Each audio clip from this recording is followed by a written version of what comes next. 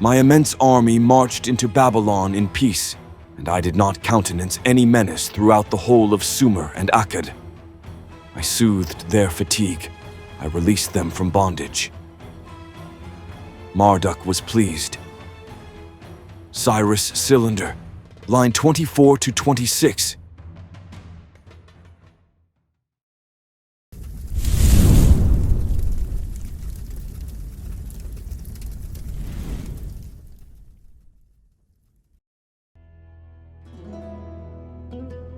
From your servant Gobryas, satrap of Assyria, to the great king of the world, Cyrus. I report that the affairs of Mesopotamia are in accordance with your will and desire. Nabonidus, the foolish king of Babylon, rules with tyranny. He shows contempt for Marduk, the god of Babylon, and this conduct has provoked the discontent of the people, especially the priests. In contrast, the people praise your name and even long to serve you. For this reason, the army of Babylon cannot take any action against you. I therefore advise that, once the eastern lands have been pacified, you march against Nabonidus, who earlier allied himself with the king of Lydia and the pharaoh of Egypt against you.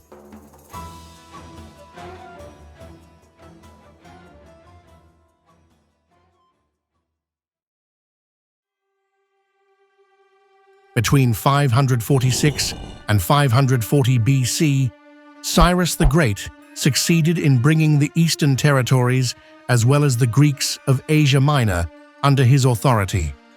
With the eastern front secured, Cyrus now set his sights on conquering the kingdom of Babylon.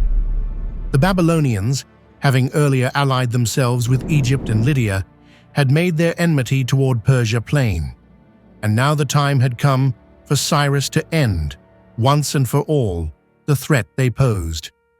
By 540 BC, it was evident to all that a great war between Babylon and Persia was imminent. Nabonidus, who until then had resided in Arabia, hastened back to his throne upon hearing of Persian movements and issued orders for the mobilization of troops. He also brought the statues of the gods from various Mesopotamian cities into Babylon to shield them from the ravages of war. He then appointed his son as commander of the army to confront the Persians in battle. Since the reign of Nebuchadnezzar, the Babylonians had lived with the lingering fear of an invasion from the Iranian plateau. Anticipating such a threat, their kings ordered the construction of a vast defensive wall between the fortresses of Opis and Sippar, a barrier that came to be known as the Median Wall. This colossal structure shielded Babylon from any assault coming from the north. For this reason, if Cyrus the Great sought to bring Babylon under his dominion, he would have to test the southern routes instead. In the spring of 540 BCE, by the command of Cyrus, a reconnaissance detachment of Persian soldiers departed from Susa, heading toward Mesopotamia to explore a possible route to Babylon. When the Persians reached the Babylonian frontier, they encountered a local scouting force. A brief clash followed. Reinforcements were dispatched, yet the Persians gained little ground. Reports soon revealed that the Babylonians had heavily fortified their southern approaches. Any invasion from that direction was impossible. Cyrus made his decision. He would march north. Leading the army himself, and accompanied by his eldest son Cambyses, Cyrus advanced toward the northwest.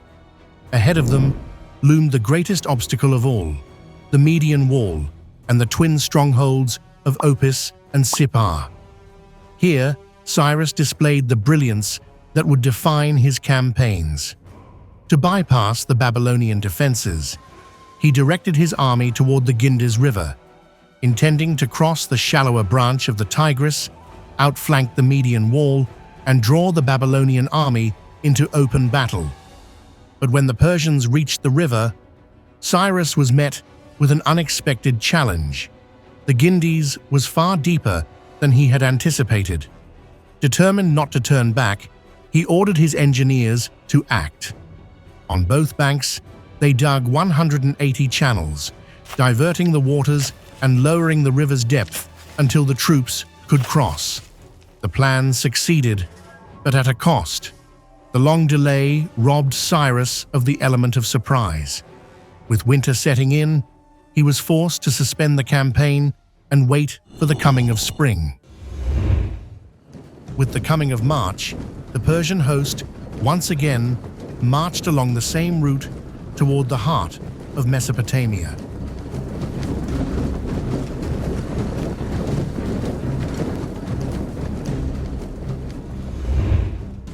On the other side, King Nabonidus, aware of the Persian advance, divided his army. A smaller contingent remained with him inside Babylon, while the main force, under the command of his son Belshazzar, moved north to Opis, charged with stopping Cyrus's progress. As the Persian army pressed westward, Cyrus dispatched a royal messenger to Gobryas, governor of Gutium, ordering him to join the campaign with all his forces. Gobryas obeyed without hesitation and marched south. Once his troops joined the main army, Cyrus crossed the Tigris and advanced swiftly to meet the Babylonian host that had marched out to confront him. In late summer of 539 BC, the armies of Babylon and Persia confronted one another. Unfortunately, our sources provide little detail of this battle, and thus we are compelled to reconstruct it based on our knowledge of the military tactics employed by both sides.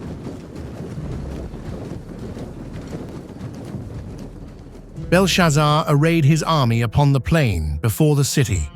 He divided his forces into three parts. In the center stood the infantry, with archers positioned behind them. On the flanks, Belshazzar stationed his cavalry. Cyrus the Great adopted a similar formation. In the center, he placed the Persian infantry, capable both of archery and of close combat. Behind them stood siege towers, upon each of which 100 archers were stationed. Cyrus stationed his terrifying scythed chariots on either side of his infantry at a short distance from the center, with his cavalry placed farther out to support the chariots. Cyrus himself commanded the center of the army. On the right wing stood his son Cambyses, while Gobryas was positioned on the left. Once both armies had formed their lines, they advanced slowly toward one another. At Cyrus's command, the cavalry, as they moved forward, gradually increased their distance from the center. This maneuver compelled Belshazzar to issue a similar order to counter the Persian horsemen. By this stratagem, Cyrus cleverly drew the Babylonian cavalry farther and farther away from the heart of their army. When the archers of both armies came within range, the front rank of the Persian host, who carried large wicker shields, advanced a short distance, planted their shields into the ground, and thus created a barrier to protect the infantry against enemy arrows. Thanks to their superior skill in archery and the siege towers they had brought onto the battlefield, the Persians proved far more effective than the Babylonians in long-range combat. The number of Persian bowmen was also much greater, causing the Babylonians to suffer heavy casualties and lose their order.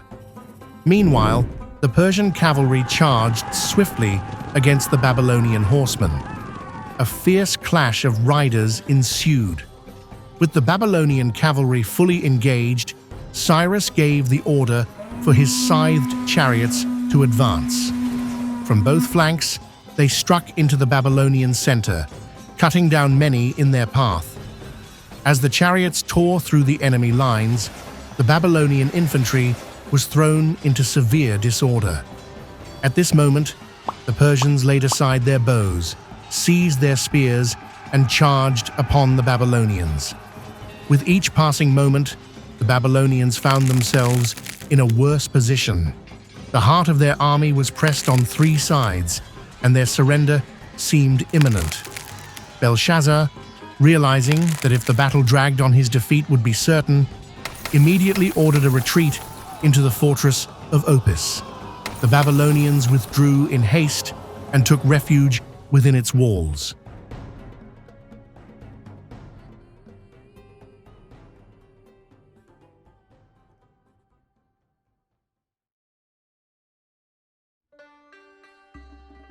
The Battle of Opis ended with heavy losses for the Babylonians. Yet since some of them had secured themselves within the fortress, the Persians were obliged to confront them once more. Cyrus divided his forces into two parts. One portion, under the command of Gobryas, was sent toward Babylon to lay siege to the city and prevent reinforcements from arriving, while Cyrus himself remained with the rest of the army to besiege the fortress and bring Belshazzar to an end. The text of the Nabonidus chronicle at this point requires careful interpretation. Because of repeated damage to the tablet, the brevity of its phrases, and the nuances of Akkadian vocabulary, translations often differ significantly on crucial details. For example, after Cyrus's victory at Opis in 539 BC, the text may be read as saying that he defeated the Babylonian army, or, in some versions, that he slew or even slaughtered the Babylonian people. Each translation imparts a distinctly different character to Cyrus's triumph. The interpretation of Cyrus's actions depends heavily on the context in which the Akkadian words are rendered. Some historians have suggested that in Persian practice, if a city surrendered without resistance, it would be spared and its status preserved, but if the inhabitants resisted, they would be punished severely. This principle seems to hold true in the Persian conquests of Asia Minor against the Greeks, and may also explain the events here. Violence may have been employed because the city resisted. In any case, after the fall of Opis, Cyrus led his army toward another Babylonian fortress beyond the Median Wall. There, however, he achieved success without a fight. According to the chronicle, a large group of the city's inhabitants came out to greet the Persian king in welcome. Meanwhile, in the south, Gobryas had already reached Babylon itself and placed the city under siege. Gobryas hastened to the city of Babylon and, in accordance with Cyrus's instructions, immediately set to work. He divided his army into two parts. One was stationed at the point where the Euphrates entered the city, and the other where it flowed out. Meanwhile, the laborers and engineers who accompanied Gobryas began digging canals to divert the Euphrates.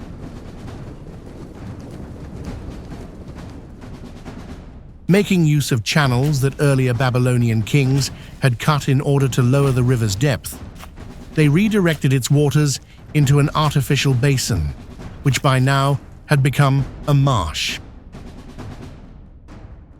This operation drastically reduced the depth of the river until the Persian soldiers could wade through it with ease.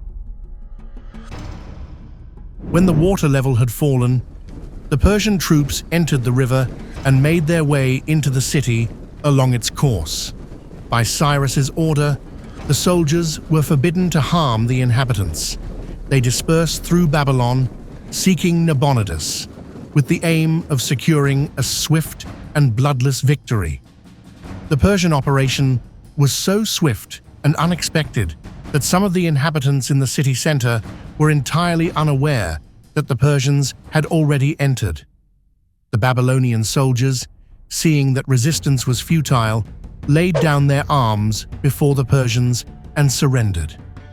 In keeping with Cyrus's command, Gobryas did them no harm. Instead, he demanded that they reveal the hiding place of Nabonidus. It appears that Nabonidus had fled Babylon shortly after the Persians entered the city.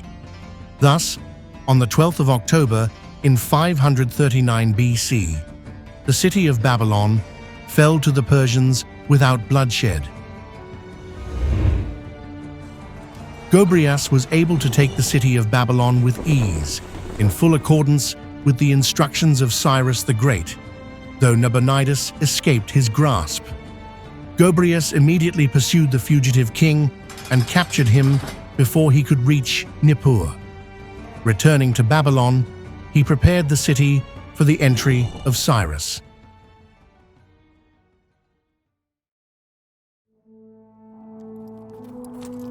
On the 29th of October, 539 BC, Cyrus the Great entered Babylon with his eldest son. The people of the city, in celebration of the new year and the arrival of the great king, held a magnificent festival.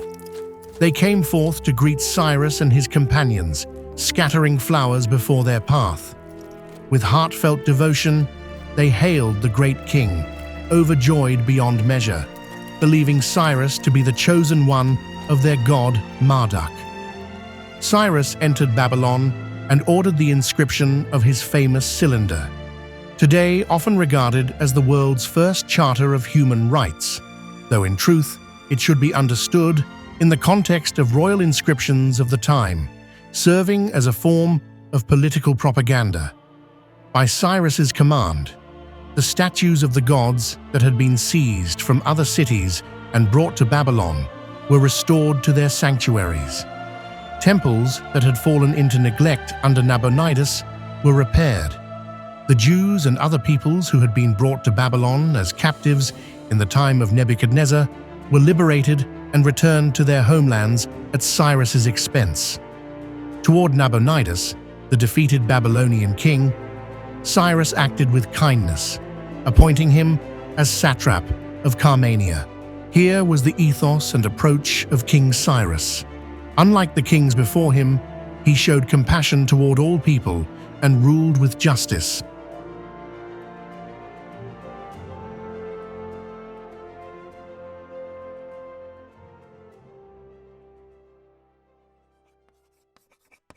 After Cyrus gained control of Babylon, the peoples of the other cities and lands that had once belonged to the Babylonian kingdom heard of his justice and became devoted to him. They sent their envoys and ambassadors to Babylon with precious gifts, proudly declaring themselves servants of the great king of Persia. In Babylon, Cyrus formally appointed Cambyses as his successor, entrusting him for 1 year with the satrapy of Babylon and the lands beyond the Euphrates as his regent. After the year had passed, this office was transferred to Gobryas, the capable Persian commander. Yet the joy of Babylon's conquest did not last long for the house of Achaemenes. In the month of March, 539 BC, Queen Casandane, the beloved and faithful wife of Cyrus the Great, passed away. In her honor, Cyrus arranged a magnificent funeral ceremony to commemorate her loss. Between 539 and 530 BC, Cyrus was engaged in the affairs of governance. He introduced intelligent innovations and reforms in the administration of the empire, extending order throughout his dominions. But at the beginning of 530 BC, grim news reached the great king from the eastern frontiers. A confederation of Scythian tribes, known as the Massagetæ, had crossed into imperial territory, raiding and plundering.